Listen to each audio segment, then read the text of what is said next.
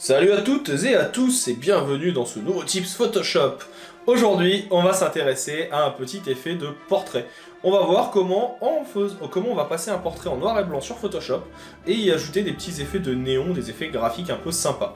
C'est un effet que je vois régulièrement et que je trouve très cool et qui permet de faire ressortir une partie du visage, de faire ressortir un élément important. Donc c'est pour ça qu'aujourd'hui, j'avais envie de vous le présenter et j'espère que ça vous plaira.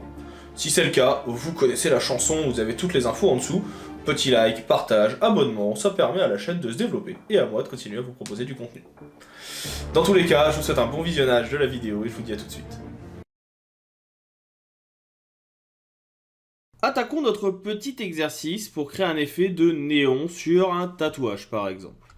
On va commencer par venir mettre notre photo en noir et blanc. Pour cela, vous avez un calque de réglage en cliquant sur le petit cercle bicolore ici. Ça va permettre de pouvoir venir éclaircir certaines zones ou au contraire les assombrir. L'idée étant ici de pouvoir venir déjà dans un premier temps mettre tout en noir et blanc. On va dans un deuxième temps venir utiliser le niveau. Niveau, il va permettre de pouvoir venir assombrir la photo, venir donner des petits effets un peu surexposés par endroits, mais également, si on le veut, venir donner un petit effet de vignettage. En plus de ça, on peut venir également utiliser la courbe qui va permettre de venir modifier la saturation par endroit. Donc là, ça me permet de pouvoir venir assombrir vraiment comme je le souhaite les différentes zones. Je vais également créer un nouveau calque. Je vais venir prendre un pinceau ici avec le clic droit et la touche Alt pour agrandir mon pinceau. Et venir tout simplement faire un effet de vignettage sur les côtés pour venir assombrir le tout. On peut jouer ensuite avec l'opacité pour avoir quelque chose de plus ou moins sombre. Et maintenant, l'effet que j'aimerais mettre en place, c'est tout simplement ici d'avoir donc notre tatouage qui ressort avec un effet un petit peu de halo. Plusieurs solutions sont disponibles. La première, ça serait de venir retracer avec le pinceau, donc ici en tout petit. Vous voyez, je viens baisser la taille. Je vais venir augmenter la dureté. Et puis de venir se dire, j'aimerais bien avoir le tatouage, je sais pas, peut-être en rouge, voilà, dans la nuque. Donc là, on pourrait venir le redessiner. Vous augmentez votre lissage, donc pour ça, vous venez augmenter un petit peu la taille, vous venez préciser qu'il y a des options de lissage à mettre en place. Pour faire l'effet de néon, donc vous allez voir que ce n'est pas très compliqué, il va falloir venir dessiner. Donc là, par exemple, on va le faire sur un calque à part. L'idée, c'est de venir, par exemple, faire un trait, de venir faire clic droit, option de fusion, et ensuite, dans les options de fusion, de pouvoir venir y travailler avec des lueurs externes qui vont nous permettre, en venant augmenter l'opacité, la taille et l'effet de grossissement, de venir donner déjà un effet de lueur. Donc là, par exemple, on va prendre du rouge, et plus on va augmenter l'opacité, plus on va venir augmenter la taille. Et on peut également venir jouer sur l'étendue ici qui permet de venir modifier les variations. Et plus on aura cet effet qui apparaîtra. On peut y ajouter d'autres modes ici de fusion, mais également y adjoindre par exemple une lueur interne qui permettra ici aussi en venant agrandir le tout et en jouant sur une couleur de pouvoir venir accentuer l'effet. Donc là par exemple en prenant quelque chose d'un peu plus blanc, une opacité un peu plus faible et une taille plus ou moins grande, de créer notre effet d'effet graphique que l'on veut mettre en place. Ce qui est intéressant aussi, c'est qu'à partir du moment où l'effet de néon est mis en place, il suffit de venir repeindre pour pouvoir continuer à le développer. Vous voyez que l'effet ici est déjà mis en place, il n'y a qu'à repeindre.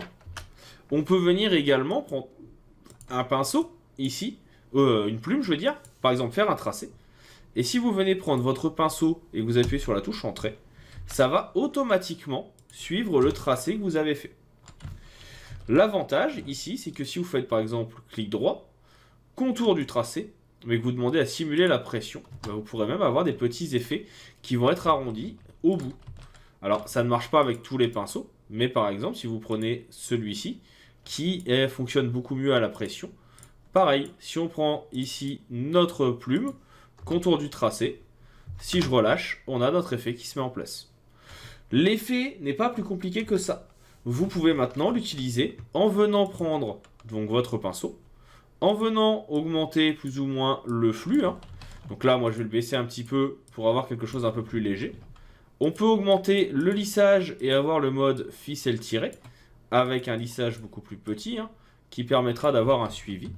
Et en venant zoomer, vous pouvez venir par exemple très bien reprendre votre pinceau, venir ici faire le tour de la zone, et ainsi venir y adjoindre l'effet de lasso, et ici l'effet d'arrondi et de néon. Alors là c'est un peu trop grand, on va venir réduire un petit peu, parce qu'on est sur une forme qui est quand même petite à la base, donc je vais le mettre à 2. Et là vous voyez que je peux venir très facilement faire le tour, changer en plus de direction s'il y en a besoin. Ainsi je peux venir donc faire l'entièreté de ma forme. Il suffit de venir repeindre encore et encore, et vous avez même la petite lueur qui apparaît, qui permet de se mettre en place. Ça, c'est la partie numéro 1. L'autre possibilité va être tout simplement de venir zoomer, comme on l'a fait ici, venir sur la photo d'origine, sélectionner le tatouage. Donc là, vous voyez que je viens sélectionner mon tatouage entièrement. Ça va assez vite parce que avec les effets de relief, on a quelque chose qui est assez distinct en termes de contraste. Donc là, ça me plaît plutôt bien. Je le sélectionne. Je viens désélectionner, bien sûr, ce que je ne souhaite pas transformer.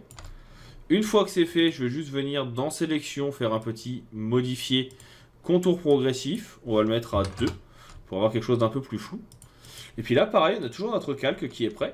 Et là, je pourrais très bien venir peindre. Voilà. Faire un petit CTRL D.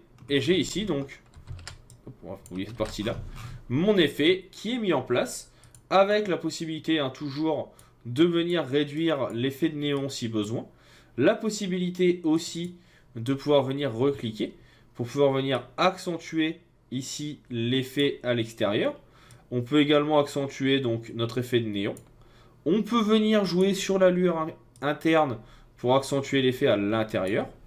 Et plus drôle encore, si vous revenez ici dans options de fusion, vous pouvez même venir effacer ici opacité du fond qui va permettre de faire l'effet de néon, mais uniquement autour de votre objet, sans avoir besoin ici, vous voyez, de rendre visible la couleur. Donc là, je pourrais même venir définir une couleur adéquate.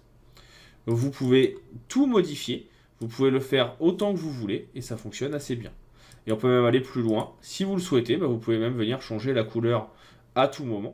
Il faudra par contre réadapter le reste. Donc vous voyez que c'est plutôt intéressant. Ça peut être utilisé, cette technique, sur d'autres types de photos.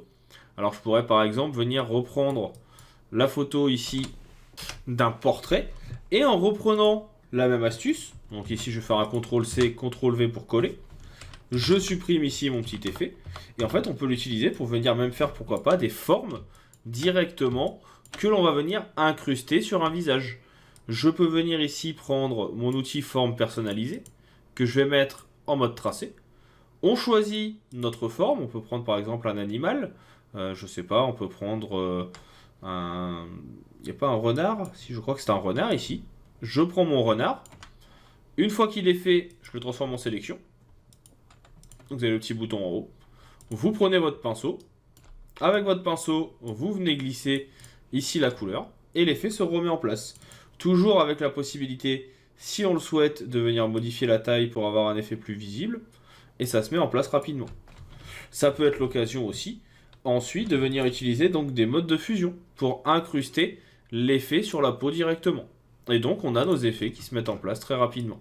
C'est des choses qu'on a tendance à négliger, mais qui permettent de prendre en main facilement les modes de fusion et les effets de fusion. Donc voilà pour ce petit exercice. J'espère que ça vous plaira et ça vous permettra de mieux comprendre comment fonctionnent ces options.